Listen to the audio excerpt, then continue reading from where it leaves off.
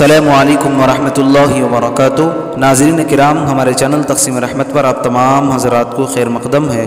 ناظرین، آج بروز پیر 7 فروری 2022 کی سب سے بڑی اور اہم خبر ہم آپ سے شیئر کر رہے ہیں۔ ناظرین، آپ کو بتلا دیں، دارالعلوم دیوبند کو لے کر ایک بڑی خبر سامنے آ رہی ہے کہ دارالعلوم دیوبند کے ویب سائٹ پر موجود کچھ فتووں پر پابندی لگا دی گئی ہے۔ اس سلسلے میں کچھ مختصر تفصیل ہم آپ سے شیئر کرنے والے ہیں۔ ناظرین، آپ کو بتلا دیں، national commission for protection of child rights نے دارالعلوم کے کچھ فتووں کے خلاف یو پی کے چیف سیکریٹری کو بھیجے گئے نوٹس میں دارالعلوم پر لوگوں کو گمراہ کرنے کے لیے فتویٰ جاری کرنے کا الزام لگایا ہے۔ ناظرین، دارالعلوم دیوبند کی طرف سے جاری کردہ فتوے میں کہا گیا ہے کہ گود لیے گئے بچے کو حقیقی بچے کے برابر حقوق نہیں مل سکتے۔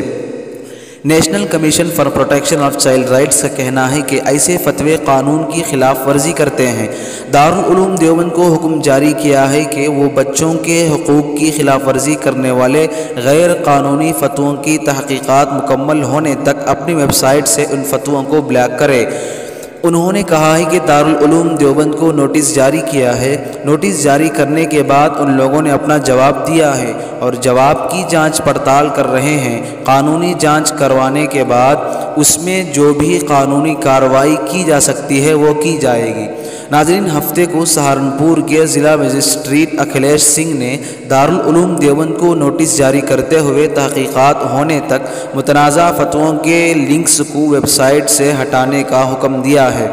دیوبند ٹائم سے بات کرتے ہوئے ضلع مجسٹریٹ اکھلیش سنگھ نے کہا ہے کہ national protection of child rights کے نوٹس پر ہفتے کو دارالعلوم دیوبند کو نوٹس جاری کیا گیا ہے، جس میں کئی متنازع فتووں کے لنکس کو ہٹانے کا حکم دیا ہے۔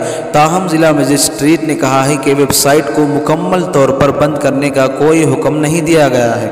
اس سلسلے میں دارالعلوم دیوبند کے محتمم حضرت مولانا مفتی ابوالقاسم نعمانی دامت برکاتہم سے رابطہ کرنے کے باوجود بات چیت نہیں ہو سکی۔ تاہم ادارے کے دیگر ذمہ داران نے بتایا کہ ویب سائٹ بدستور جاری ہے، لیکن commission for protection of child rights سے شکایت کرتے ہوئے مبینہ طور پر کئی فتوے ملکی قوانین کے خلاف بتائے گئے ہیں، جس کے بعد ڈسٹرکٹ مجسٹریٹ کی جانب سے ایک نوٹس موصول ہوا ہے، جس میں تحقیقات ہونے تک ان فتووں کے لنکس کو پبلک ڈومین سے ہٹانے کو کہا گیا ہے۔ بتایا گیا ہے کہ ایسے 9 فتوے ہیں جن کے لنکس ویب سائٹ سے ہٹا دیے گئے ہیں۔ ناظرین کرام، یہ رہی آج کی یہ رپورٹ، آج کی یہ خبر۔ اس تحقیق اور اس رپورٹ کے متعلق آپ کی کیا رائے ہے؟ اپنی رائے کا اظہار کمنٹ باکس میں ضرور فرمائیں۔ ویڈیو کو لائک اور شیئر فرما دیں اور تقسیم رحمت کو سبسکرائب کرنا نہ بھولیں۔ السلام علیکم ورحمۃ اللہ وبرکاتہ۔